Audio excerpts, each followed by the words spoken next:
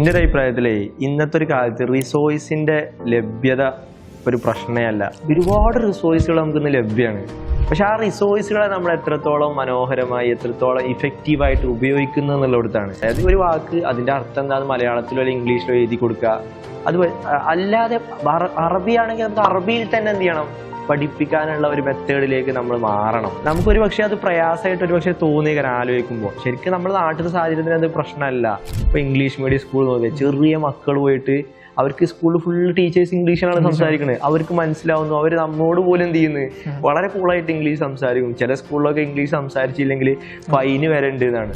അപ്പോൾ അത് നമുക്ക് പറ്റുന്ന ഒരു കാര്യമാണ് ആ ഭാഷയിൽ തന്നെ. അപ്പോൾ ഈ റിസോഴ്സുകളുടെ ലഭ്യത മാത്രമല്ല, ആ റിസോഴ്സുകളെ ഇത്തരത്തിൽ നല്ല രീതിയിൽ അറബിയിൽ തന്നെ അപ്രോച്ച് ചെയ്യുന്ന രീതിയിൽ നമ്മൾ എന്ത് ചെയ്യണം, പഠിപ്പിക്കാനുള്ള ശ്രമം കൂടെ നടത്തണം.